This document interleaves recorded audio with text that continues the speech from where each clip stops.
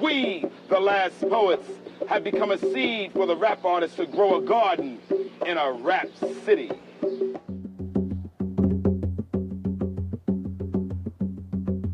Those guys were rapping a long time ago.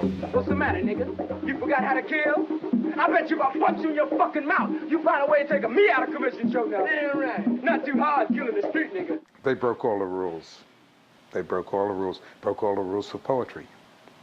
And they became the first, really the first vital, active, theatrical performance group of poets. They created performance poetry. When the last poets came along and talked about revolution and talked about important issues in the community, that's what spoken word was supposed to do. And it's no coincidence that, you know, in this time, spoken word is emerging as such an important art form. They not hot. All they do is talk a lot. That's not hot. Where's your respect on the block? That's hot. Not because you friends with the cops. That's not hot. A real MC, you're not. The last poets they reflect the part of our elders that embraced and tried to teach. We the multicolored waters of the sea, and either we shall drown the moon in his own blood, or swallow it whole with time. I started writing free verse. I mean, beatnik verse. The beatniks of the 50s, like, you know, were maybe like the first reference for like this free kind of thing, but they didn't have an impact on the world, but they had this jazz form. They would maybe have a bass up there and they would be talking to it.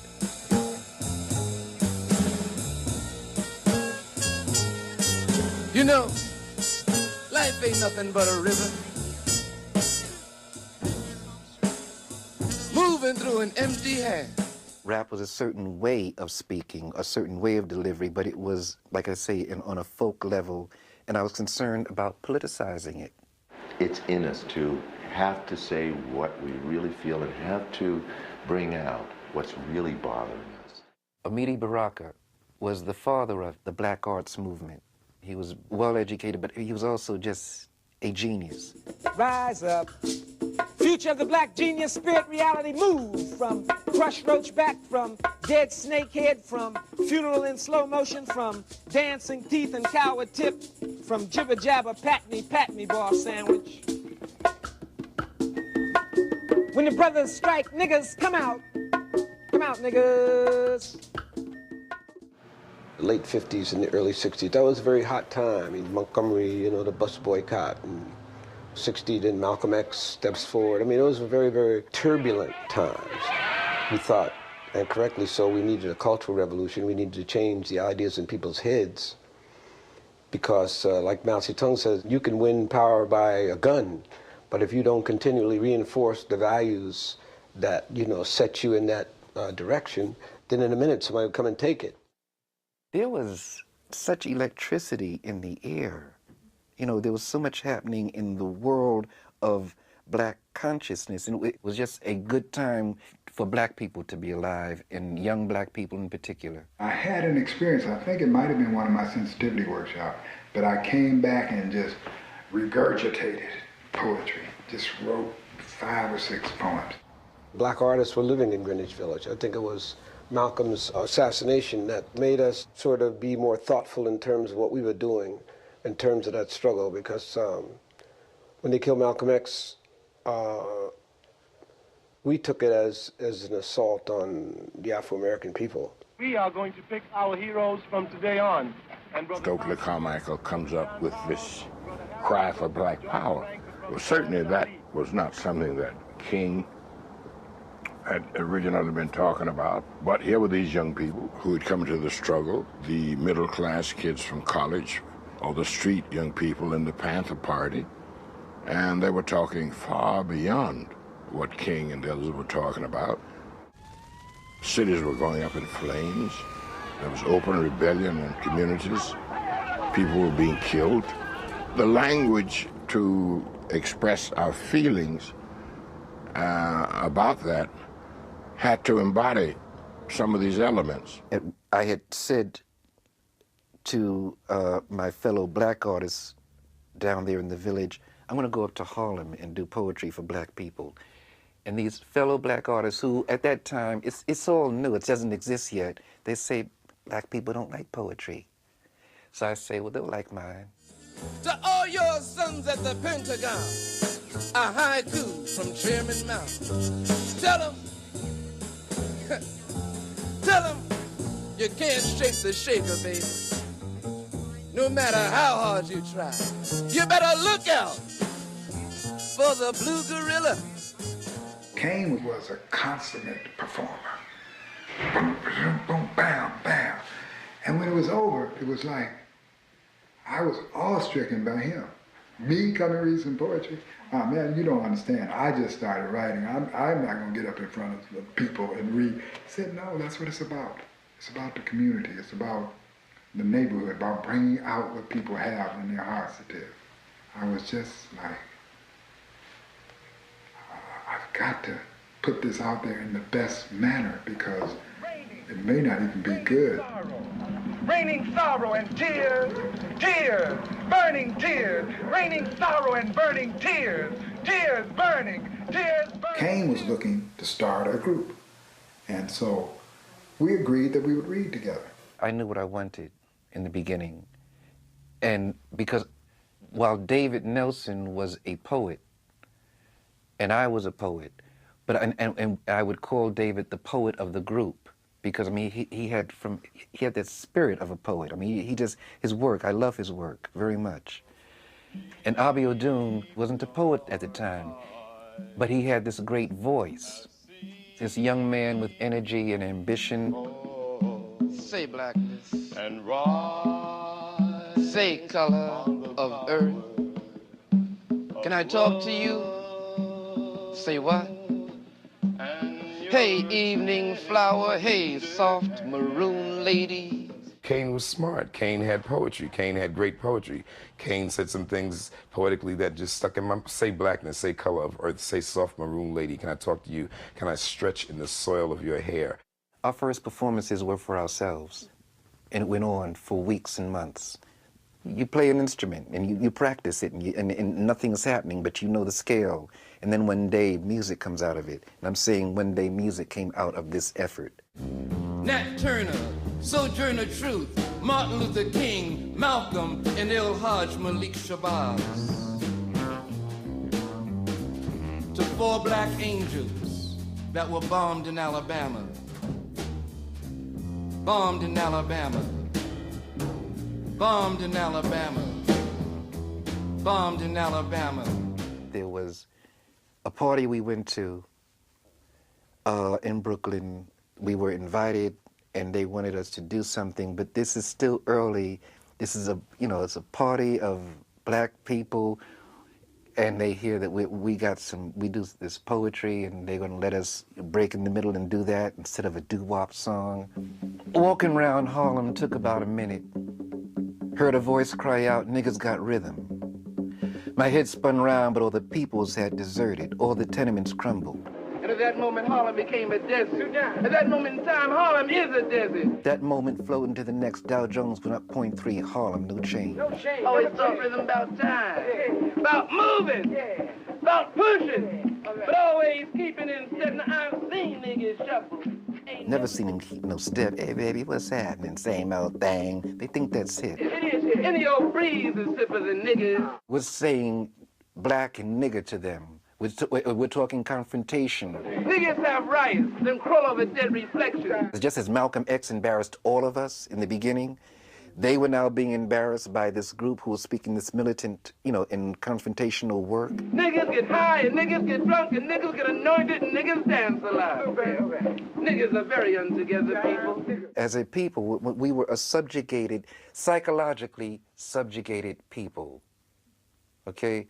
And so to hear somebody say something that maybe deep down in your subconscious you might feel about the system, but you'd never say it. And here we are saying it, and calling you a nigger on top of it. Niggas are obsessed with blindness, with the power of death in their hands. Niggas killed Malcolm, fuck the CIA. Niggas sell the guns. Niggas are very untogether people. What was important about that party, it was that these were not converts. You know, these were not people aspiring to blackness or anything. They just had a party, and they, you know, they looked like us, but they were not of us, you know, and we had to convince them to come on board. People get ready, there's a train a-comin'. Don't need no ticket, just get on board. The first time we officially performed before a public was in this park in Harlem. Mount Morris Park at the time was the name of it. It was May 19th. It was Malcolm's birthday, 1968. It was the first official time that we were a group before a public. Doom showed up, and he was very excited. After we had that little session, he said, yeah, I got some poetry. We didn't come out of a vacuum. We were a part of a whole series of things that were taking place. You know, Curtis Mayfield was writing songs, People Get Ready. I mean, there was a lot of stuff going on in terms of music. I mean, the whole Motown thing was happening, and now we want to be a conscious voice out here amongst all these other creative black voices that are being heard. The musicians were sitting around the park. And when we got ready to go on, we said, come on and play behind us. And they said, what are we going to play? I said, play what you feel. And so the musicians were improvising behind us. And you, Malcolm, are a part of me. I ride on rough waves of your words. We had something to say. And so the very boldness of our existence coming out verbally was an act of poetry. We had heard the chant by the Howard students who had taken over Howard University, and they had done this chant, are you ready, nigga? You got to be ready. I have a poem called Are You Ready? We were going to improv on my poem. We were going to go up chanting, Are you ready? And then I was going to break into Are you ready? And then people were going to interject something into the poem. Are you ready, black people? Black man, black woman, black youth, are you ready? Are you really, really ready? Are you ready to call the wrath of black gods, black magic to do your bidding? Are you ready to use whatever is necessary? Are you ready to love? Are you ready to groove? Are you ready to listen to all the beautiful black voices, the beautiful black feeling, the beautiful black waves moving in beautiful air? Ready to love black, always loving black, are you ready? And then we began spontaneously rotating, the three of us. Abiodun got stronger, David got stronger, the audience got mellow, and we started to party with poetry. Then we went over to my apartment following, and then we had our first gig, which was NYU. And there was Abiodun, Kane, and myself, plus a drum. We took a kunga drum, and we set it there, and we said, maybe someone will come up and play it. We just set it there.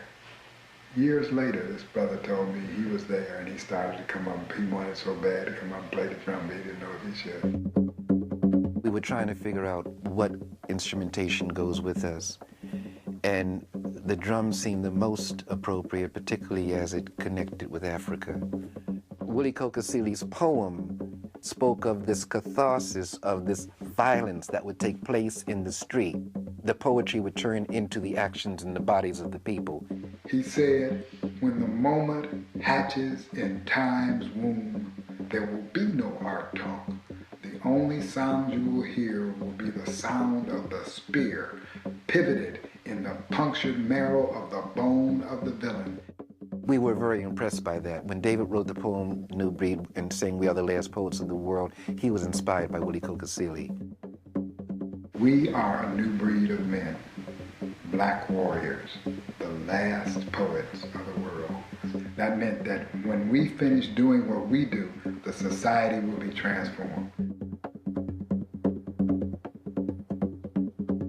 Kane suggested that we call ourselves the Blue Gorilla, which is the name of his first album, of course.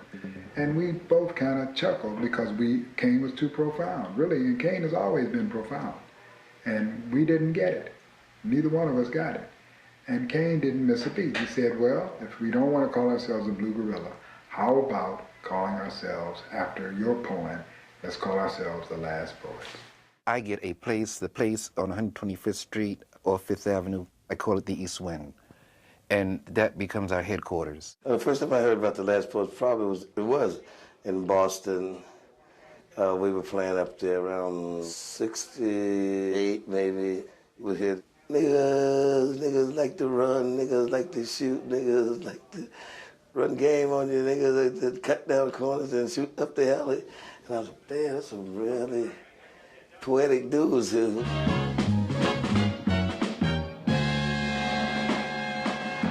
The Last Poets are going to do a piece for us now, and I can only beg that everyone can accept it in the spirit that it's delivered. It's called Die Nigger. The Last Poet in Die Nigger. Walking down on 42nd Street. Heard some black folks talking. Had a riot yesterday. 10 niggas died. Die, nigga. Say what? 10 niggas died. Yeah, die, nigga. Went down to Whitehall Street. Heard a sergeant reporting lots of niggas dying in Vietnam. Die, nigga, die, nigga, nigga, die. Kane was influencing me.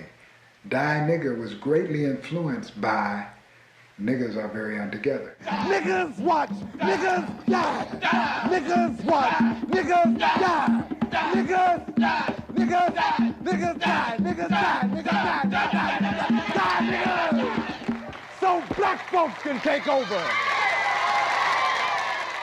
We were sick to death of what had happened to us in the past, and we were determined that we were not going to accept America's designation of us any longer, even if it cost us our lives. So we're saying, all right, we want our civil rights, but since that's so hard to get, and your folks don't want to play fair, we want to just have some power. We want to have our power so we can control, govern, and determine our lives. That was the impetus of the movement. It excited me to no end. First saw the Last Poets when I was 15 years old, growing up in Harlem, and I was a member of the Black Panther Party. There was a club called the East Wind on 125th Street. And I went out with a group of older Panthers, and the Last Poets came. There were jazz musicians and people doing African dance, and the Last Poets came and did their performance poetry and just blew me away. The door was just open. The East Wind wasn't a theater, it was a cultural center. Kane told me he was starting this group. I meet the guys, and I am totally enthralled. I didn't know I was an intellectual. I thought I was just a gangster. I had no idea I could read and can interpret. The teacher named Ethel Shapiro was the reason I became an intellectual. I was going to stab this guy who had threatened me. And I was smaller than he was. I remember I was terrified of him, but he had got me so mad. I remember I had him on the ground, and I had a K-55, and I was going to put it right through his heart. And I remember her walking out, taking my hand, and saying, "Philip, as smart as you are, how could you ever attempt to hurt this person?" And began to ask the guy on the ground, "Are you hurting? Is he pressing against your sternum?" I mean, words that I had never heard before. And she would say, "Does your little gang know how much you love homework? Does your little gang know that I take you to dinner and take you to lunch?" I mean, she started putting me down, but in ways that were loving.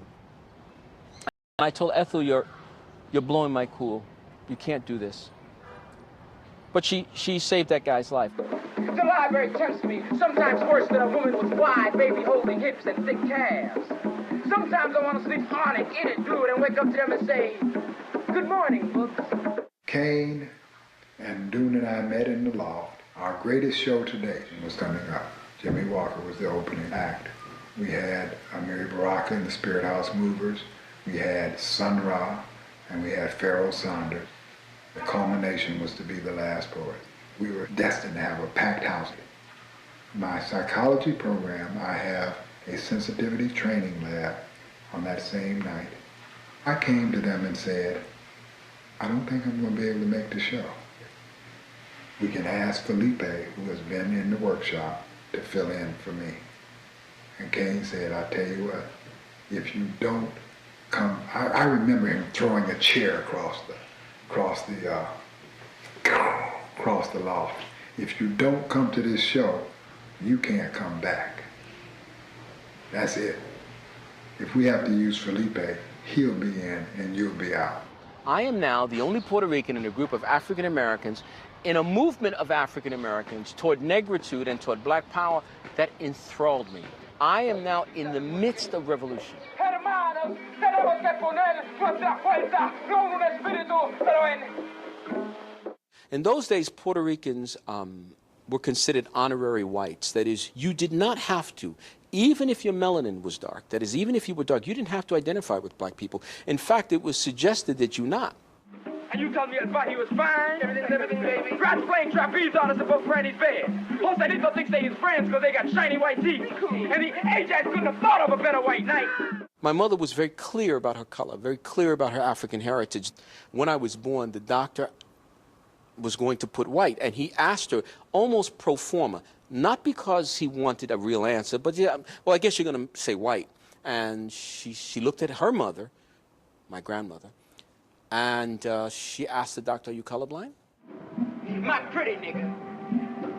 Sweating bullets of blood and bedbugs, swaying slowly to a softly strummed five-string guitar, remembering ancient empires of sun gods and black spirits, and things that were once so simple.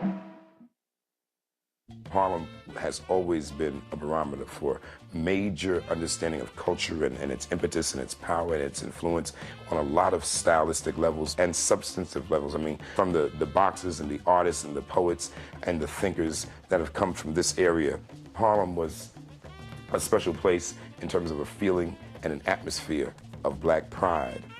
I went up to the loft, which was called the East Wing, and it had a long staircase that went upstairs, and King was in the back. There was a platform stage. We would have benefits, recitals on every Friday or Saturday night.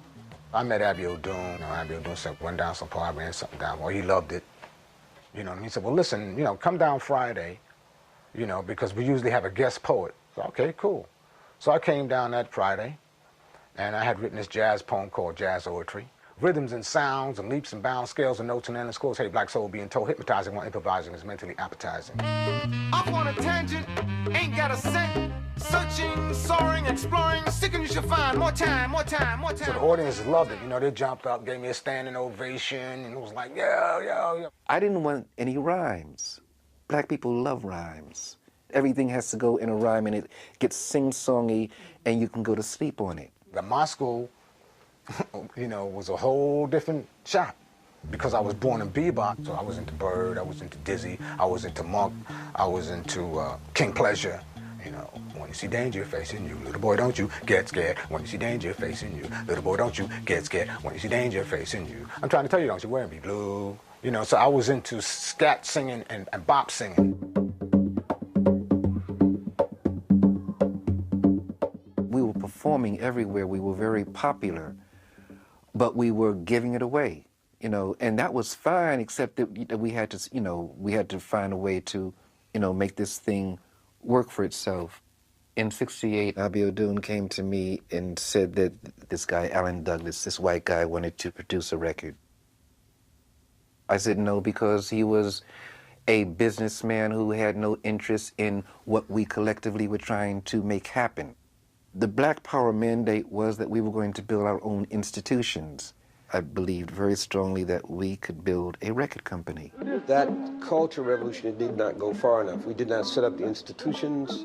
For instance, the Afro-American people are almost 40 million people with a gross national product of $405 billion, yet they have not one national newspaper.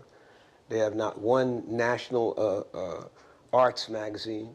Black Power was the power that you build. If it's a gun, if it's an educational institution, if it's a hospital, you know, if it's a record company, it's what you are doing. It's what white people do. The group was going through a change, a real serious metamorphosis. Kane wanted to get back into plays. Felipe was going to get involved with his folks in El Barrio and do the Young Lords, which was like a Puerto Rican Panther type movement. Poetry is what led me to the Young Lords. Poetry is what led me to develop the organizational techniques. Poetry is what gave me the incentive to do something with rhetoric. In the establishment's eyes, but in our people's eyes, as you can well see, with 400 people, we are legitimate. Poetry really is the reason for the existence of the Young Lords. Hey now, dignitary.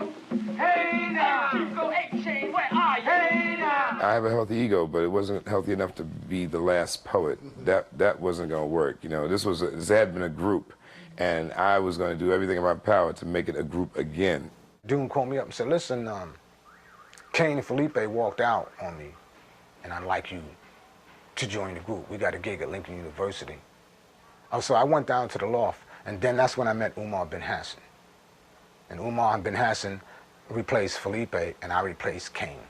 Umar, he had seen Felipe, myself, and Kane at Antioch College, and he made up in his mind that he was going to be a last poet. So he's just going to join the group. I mean, it's like, you know, we had no kind of concept of recruiting anybody. But then when they started him, Godin Kane and Felipe, oh man, it just blew me away, because it just, that's what I want to do, because I'm still trying to find out what I want to do in this revolution. So at the end, we exchanged numbers, and I told him, I said, well, listen, if you ever really, you know, come up to New York, you know, we're at the East Wind, you know, I gave him the address and told him to come on through. And I don't know, it was about maybe a month later or so, I don't know how long, it wasn't very long. Here he was with a suitcase like Oliver Twist. I mean, he's coming up to New York City. When the revolution comes. When the revolution comes. When the revolution comes. When the revolution comes, some of us will probably catch it on TV with chicken hanging from our mouths. You'll know it's revolution because there won't be no commercial. Gil Scott-Heron heard Abiodun do When the Revolution Comes. So Gil Scott-Heron just responded to his poem. And it said, when he mentioned we'll catch it on TV, Gil Scott said, no, the revolution will not be televised. The revolution will not go better with Coke. The revolution will not fight germs that may cause bad breath. The revolution will put you in the driver's seat. The revolution will not be televised, will not be televised, will not be televised, will not be televised. If you don't televise revolution, you televise battles, perhaps, or conflicts, but revolution itself is what people are taught and what they learn. This is where the revolution takes place. We weren't trying to make an album to sell. We were not trying to make a product for some consumer to buy. We were trying to give you a message to learn from. We were trying to wake you up. We were so concerned about what we were saying. Alan Douglas decides that he's going to set up some studio time for us to do a record. So we go do the record at a studio that was owned by Harry Belafonte. This is in the spring of '69. Couldn't nobody believe that somebody could take some poetry or some words and get on a record and make it sound like it did. And so the album's out, and Last Poet's name was blown up big, and Kane and David left, man. You know, they Last Poets too. They went out and did this movie called Right On. Hey now. Hey now. Hey now. Hey now. Britain coming down, huh? Hey now. Fucking up the clowns, huh? Hey now. She go through it for Tom. Hey now. Kicking up the laws now. Hey now. The reason we call them the original Last Poets is because these guys had no sense of what they should have done in their own behalf way back in '68 to protect the name, the Last Poets, to register it. They weren't interested in any of that. They were interested in doing the poetry. And all kinds of motions, and all kinds of feet, and all kinds of fingers moving, and interrupted patterns of skates, and jiggling, and boogaloos, and horses, and new hogs, and weird kinds of signs are made with weird kinds of palms, for weird kinds of people, you know, black people. Then Kane, David, and I go out, and we become the poets, and we start to get the accolades. And then people are wondering, who is this other group? We got into some actual fisticuffs on the street. The law tore off a antenna of the guy's car, was beating Kane. I knocked David down. I knocked him down the street, and everybody said, oh, God, you know, Last Poets, this is madness. Fighting in the streets over a name. This is madness! This is madness! This is madness!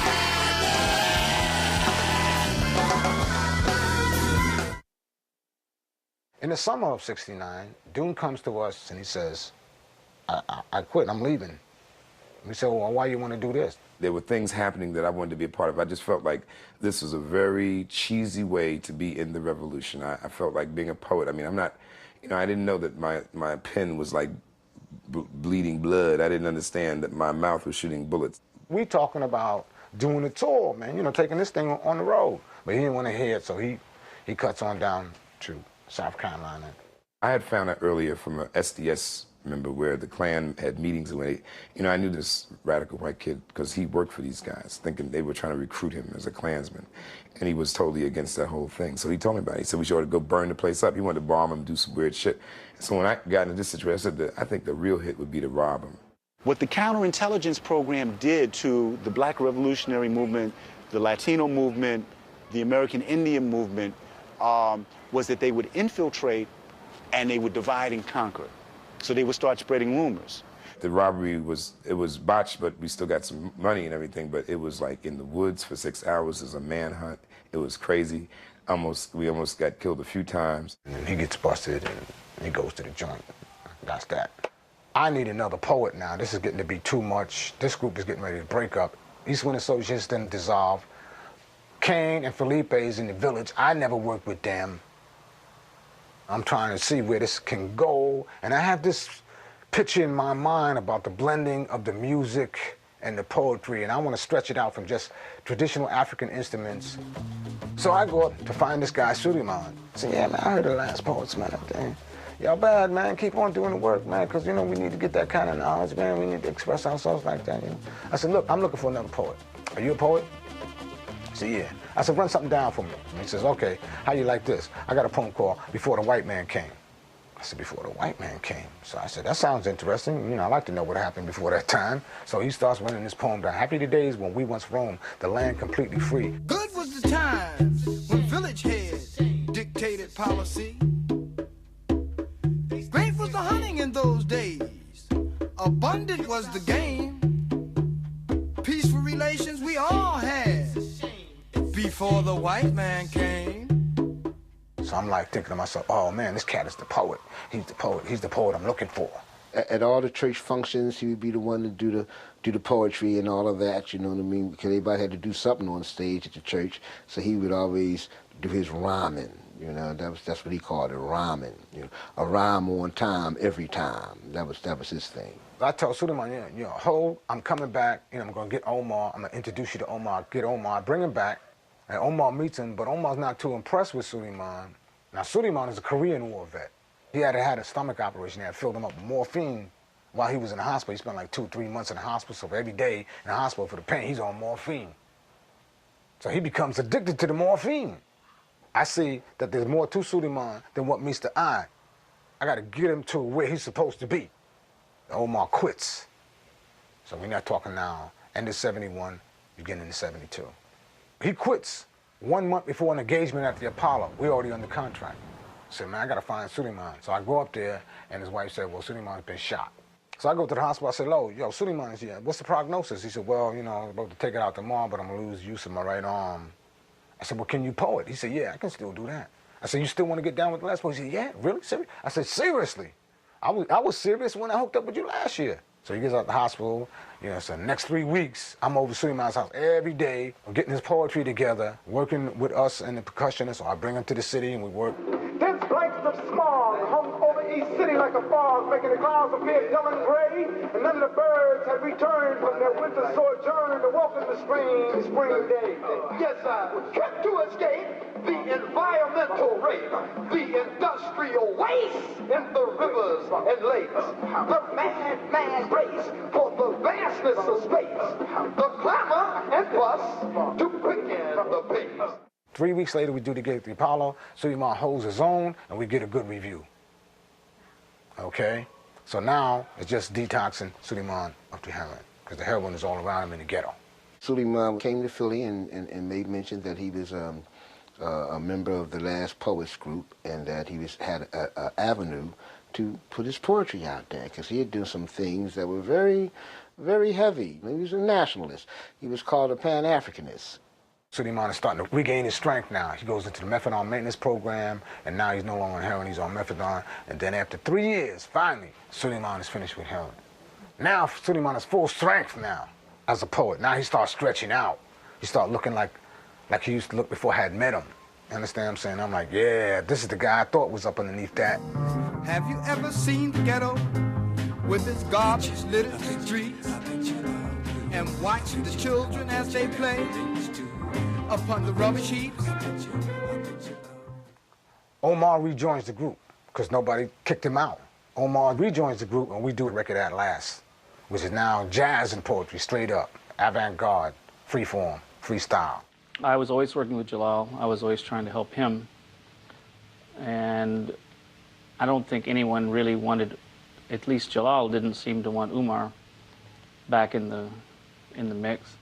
Omar's in conflict with Suleiman. Plus, he's not fitting in with me and Suleiman's format now because he don't rhyme, and he splits. Now, I don't see Omar for the next 18 years, so we talking 1974 to 1992. And when John Singleton did the film called Poetic Justice, they picked a piece which was written by Umar. So they needed him. Umar introduced FYADUB back. So that became the other half. Love that you niggas act. Love that you niggas make them plays and shoot this shit. But there's one thing about niggas I do not love. Niggas are scared of revolution. And next thing, Laszlo sets him up with a lawyer. He goes and trademarks the name. And once Jalal realized that I was working with Umar and FYADUB, that became a split. So I was the devil and all this kind of thing. My sister said that Suleiman called her and told her, I'm traveling around through New York, and everywhere I go, people are saying to me, hey man, I heard to see the Last Poets and you weren't there. All I got, sis, is my reputation. But that kind of a stress, especially after the years of doing it. From 1970, from the time he joined the group to the time he died, that's 25 years of his life. It was about 3 days later that my brother died of a massive heart attack. They're all individuals, and everybody has their own point of view, everybody has their own goals.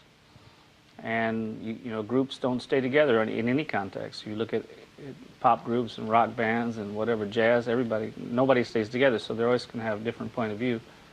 In the beginning, our minds are strong, our hearts are big.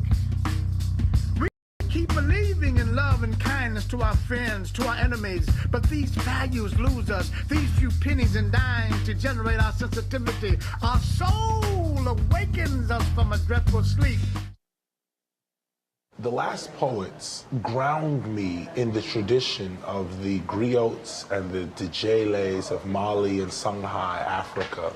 One person would give you fantasy, but then it was the other poet that spoke exactly about where you're supposed to be in life, what your history was, what your ancestors was like.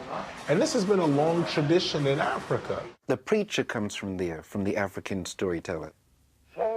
This was something in the collective consciousness of us as black people. I remember as a teenager, would just be on the corner with friends, just hearing them rap. It captured people's interest if you were rapping, but it wasn't in rhyme. And it was just general conversation. That was rapping. I'm walking across the campus and I heard this rhyme. And I said, there's another one of Jalal's pieces. So I went close to where the radio was, and it was somebody else. Check it out, straight forward. This one I can't hold back. A brand new song to make you all sing along. It take a second, but once you get it and it's going, you'll be finishing the rhyme just like a true poet, even if you don't know it. The Last Poets, they was the original hip-hop artists, baby, come on. The various members of the Last Poets, you know, I mean, they were wordsmiths, and they were down for the cause of black people, and they spoke out for it. So that's undeniable. So as I grew up and I knew that they was in the fabric of myself, automatically, I then began to look back and research and know that anything that I was to think about as a member of Public Enemy was already thought about and dealt with before. Gotta give us what we need. Our freedom of speech is freedom of death. We got to fight the powers that be.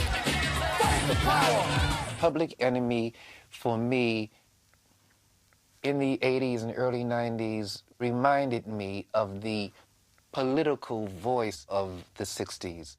When I saw rap developing, I loved it. I loved the sense that I had that we had been part of starting something that had reached out and touched the kids, and everybody was moving and flowing with it.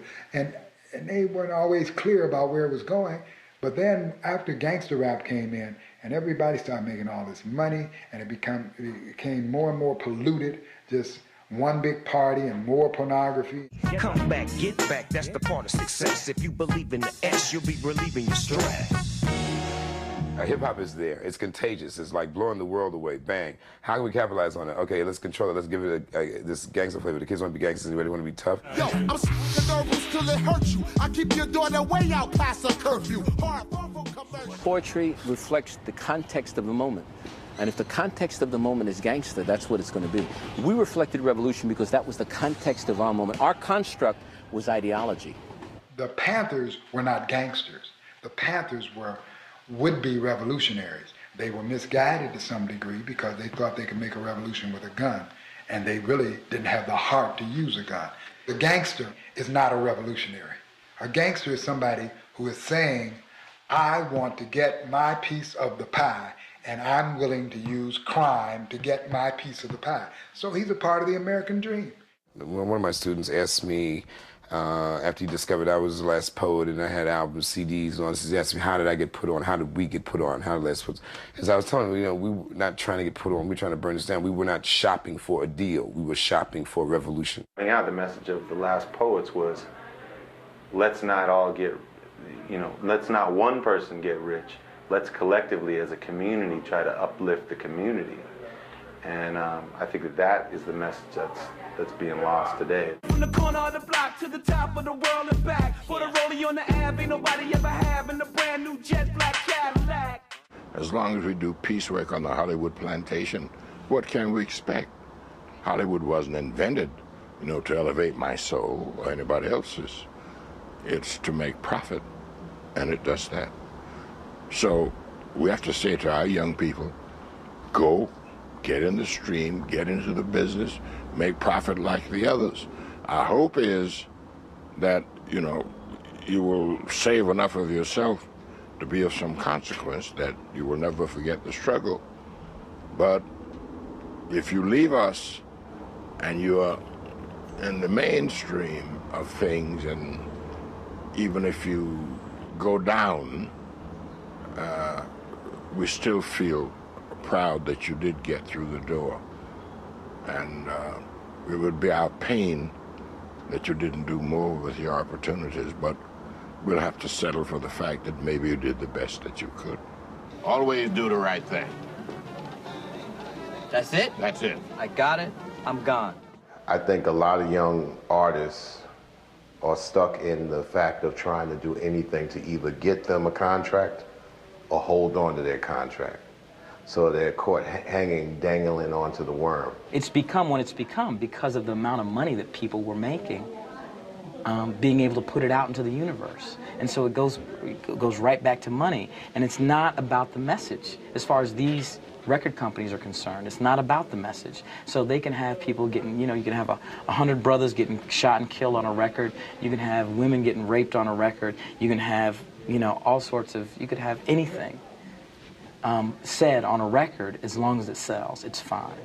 They've got the ears of the people and they got skills, but they waste their time milling about in the alleyways and in the pissy smelling hallways of our lives, as opposed to trying to take us to a higher level. So we've made shit entertaining, and it's not fertilizing, and it needs to be more fertilizing, and that's what they have to understand. I don't think artists should be held it should be held to social responsibility.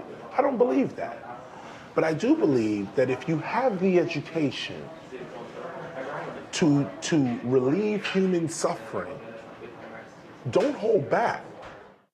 I had the fortunate occasion to do a song with the Last Poets. Now we came in the bottom of ships. 3/4 died. Now tell me what's the tax on that shit? Why I think maybe I'm thinking too much that this government got my ass fucked.